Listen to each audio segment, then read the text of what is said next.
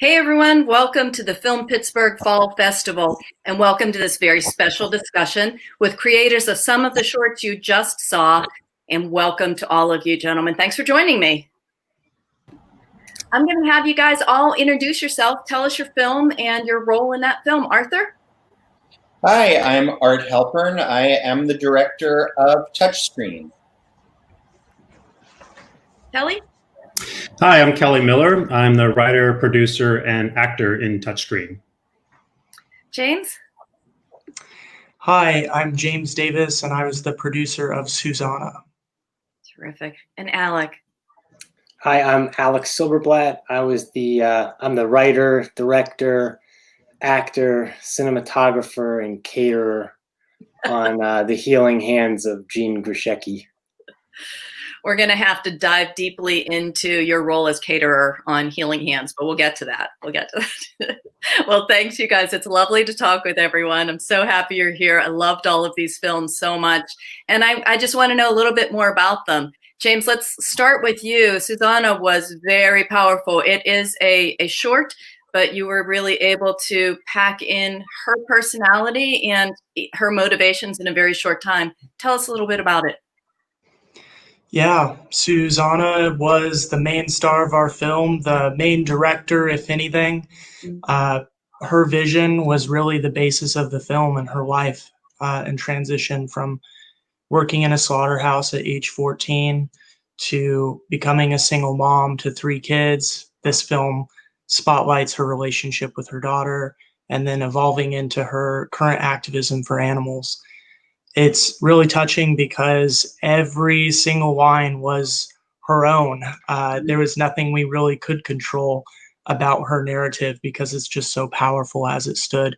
And I think that's incredibly important in film, that, you know, women of color, particularly non-citizen women like Susanna, have their stories told. And there's tons of workers in the United States that work for the meat industry that suffer from the highest injury rates, highest COVID rates, and also face the looming threat of deportation just about every day. So to bring awareness to this issue was really the biggest privilege of my life so far. They really are many people who are living in the shadows, and you really brought Susanna out of the shadows to tell everyone's story, I think, a lot of their stories. Yeah, and one thing I really love about the film too is we're able to kind of convey how love for humans and the alienation that humans feel in the United States in situations like hers, translates to empathy and compassion for animals as well. That these types of violence are intimately linked. It's very true. She really had an epiphany, I guess you could say, when it came to from working in the slaughterhouse to being an animal advocate. Did she give you a little bit more of a background of when that happened? Was it a light bulb moment for her, or was it an evolution? What was that like? From what I recall, it was quite the slow evolution, and that was true for our film team too. Laura, the director, hasn't been, part of the animal rights movement her entire life, nor have I. But after we just learned more about what this industry is doing to workers, the planet, and the animals themselves, it was really hard not to align our personal action and also work on films like this that try to connect people's empathy for other humans to empathy for animals. So it was a slow evolution for her, as it is for many. And we just hope that this film kind of connects the dots and starts people on a journey toward thinking how their choices and their political actions can benefit humans and animals. I have to say it really had that impact on me, and the moment that was so powerful. Her story is so powerful, but your choice to take the camera into the truck of pigs that she stops was quite the gut punch. Yeah, it was somewhat traumatizing for us as well. A lot of the scenes that are not included in the film, we're hearing pigs screaming, being pulled out of the trucks and forced to go to the slaughterhouses. it's not something they want to do, quite obviously. But one of our sound assistants also goes to Stanford with Laura and was just on the verge of an anxiety attack, like hearing that and seeing that. So behind the scenes of this film, there were a lot of tears shed, and there's also sometimes a feeling that there's really nothing you could do. Mhm. You know, we gave the drivers Gatorade. They were kind enough to stop for us, but when this type of violence is a system, and it's a system that's deeply ingrained in our culture, the best we can do is try to use our voices to make people feel compassion for animals. I think it was very powerful, and I think it probably challenges the perceptions and the expectations of everybody who sees it. It was really quite something. So thank you so much for sharing it with us. Absolutely. And it was also interesting to see touchscreen as well, and that sort of universal longing for human touch, and that was really so beautifully portrayed in your film. Can you both talk about a little bit about that and where it came about? Sure. Kelly, do you want to give a little bit of background as to what the genesis of the idea, and I'll take it from there? Sure.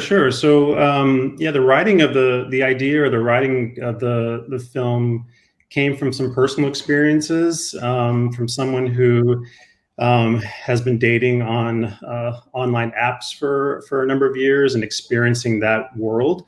I was very interested by a particular experience where I connected with someone online through one of these dating apps who, through the experience of chatting and going back and forth, I found this person to be, really charming and funny and full of life and smart and witty and a really exciting personality. And after the interchange going back and forth, we decided to meet in person. And in person, that same individual, he was very shy and very withdrawn. And you could tell the interaction, the face-to-face interaction with another human being that's right in front of you, was a very difficult and very vulnerable place for him.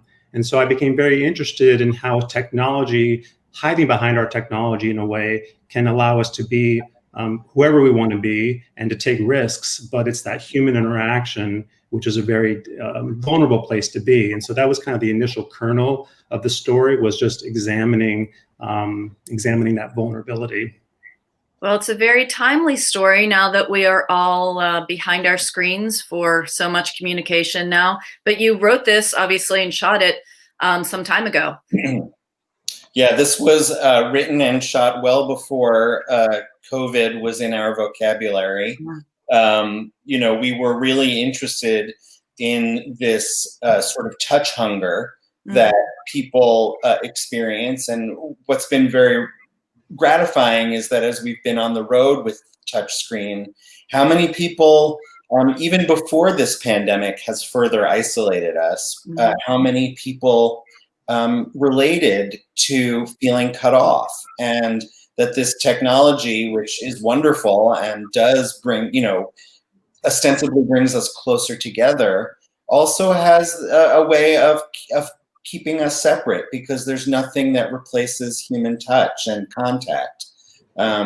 So it was interesting to explore it then and find out how universal that craving was. Yeah. And then, even in this environment, how much even more relevant it is.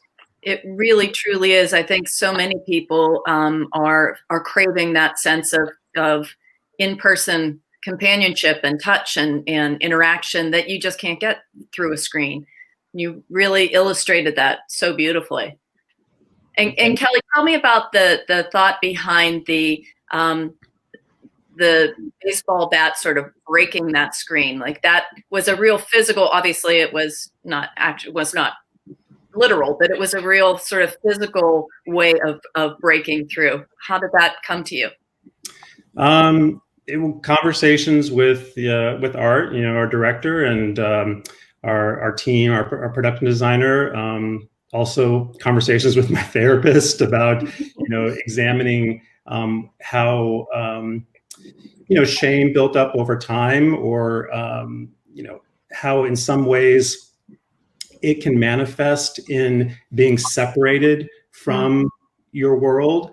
And so I know certainly a lot of things that I was examining or looking at in the writing is how, in a way, when you're stuck behind that technology and you're looking at the world through a screen, you're more of a voyeur or a participant. You can see what's on the other side. You can see life. You can see relationships, but you're not a part of it. And so certainly that representation of the glass was that he is able to witness the possibilities. He's able to witness life and see it. He just can't get on the other side of it. He can't touch it.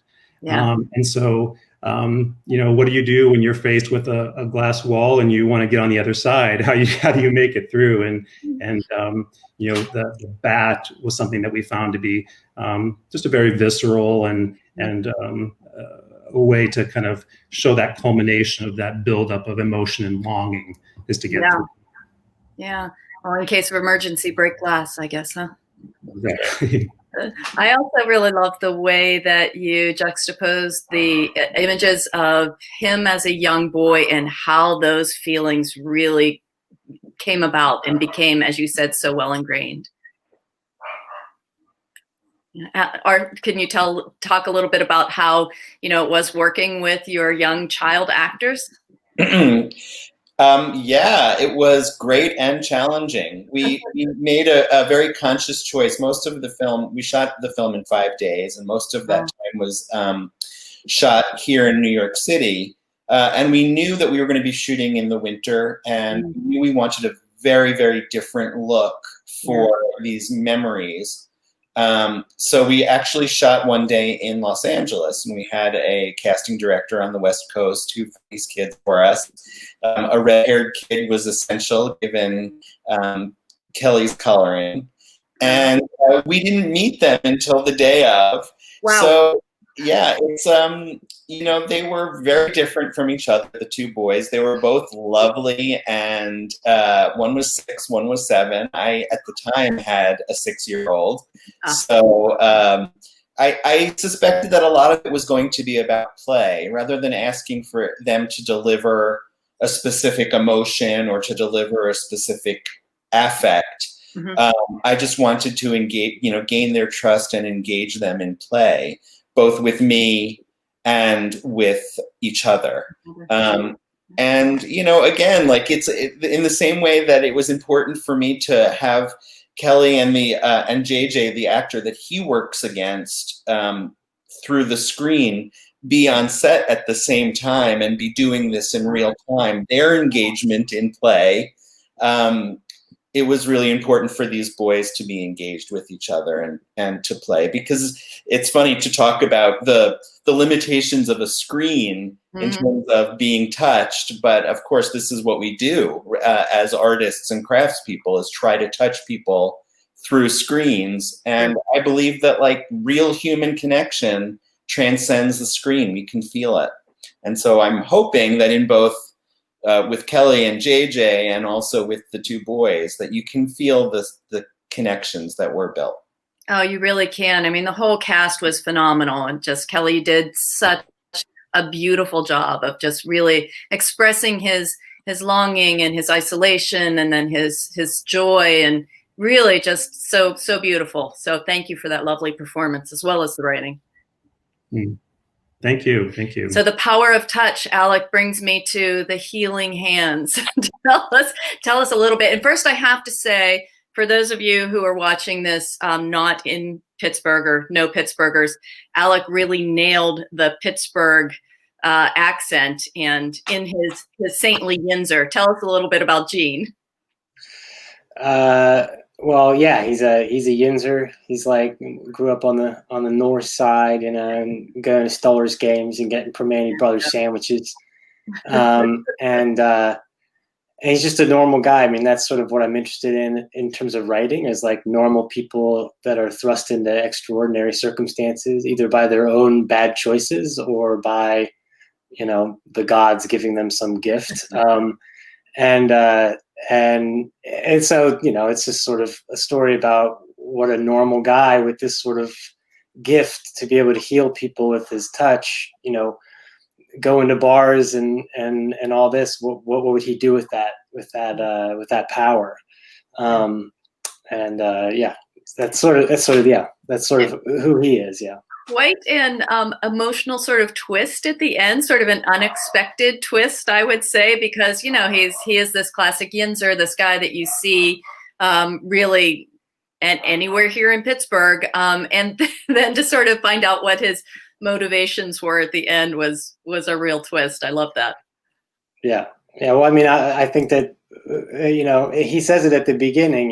If you're the only person who can do something, you ought to get paid for it. And so he's got this incredible gift, and just like doctors, they get paid pretty well. So you should get paid pretty well to be able to heal people, right? So yeah. And Alec, you wrote this and filmed it and edited and obviously performed craft services all during quarantine, correct? Yeah, all in one day during quarantine. Yeah. It was at the beginning, I think it was beginning of April. It was like before in New York when all the sirens were going. It was, there aren't any sirens, you can't hear any, but like the week after that, it was like nonstop sirens. Wow. I never really thought about this in terms of writing anything, because I come up with like a story and a character, and that's sort of how I start. And I never really thought that the world around you seeps in no matter what. And so this film, I wrote it in a day, sat down, filmed it, and then edited it together, and waited for my friend Claren to score it, with no idea that it had everything to do with the healthcare system. And obviously I filmed it in the Bronx, in my apartment in the Bronx, and that was, my neighborhood in the Bronx was one of the worst hit in New York. I didn't know that at the time, obviously, but it came out later. And the film sort of turned into this sort of odd comment on American healthcare, unbeknownst to me. Like, that was not in the intention of writing it. Just, but those sort of things seep in, as when you're writing anything. That ended up being pretty cool. Oh, what was that? I'm sorry. It ended up being pretty cool. Like that seeped in. It truly did. It really was a lovely little development, unexpected development, I would say, in Gene's commentary. Were you asking yourself the questions as well? Was that you as well? Yeah. Oh, yeah. That's my voice as well. Yeah, I sat on the other side of the mic and of tried to get that echoey sound like you hear in documentaries. And I just finished watching McMillions on HBO, so I was like, oh, I got to do something like that. That's so good. That was so good. I recommend that to everybody. If you haven't seen that after the festival, go watch McMillions. Yeah, right. Watch the rest of the festival first. Well, it was so much fun, Alec. I loved it. It was fun to watch, and it was very, very clever. So we really appreciate you sharing it with our Film Pittsburgh audience. Well, thanks for having the film and me. And thanks to everyone. I've really enjoyed talking with you. I appreciate you being here and sharing your love of film and your films with us. Thanks so much, gentlemen. Thank you. Thank you. And thank you for joining us. I hope you enjoy the rest of the festival.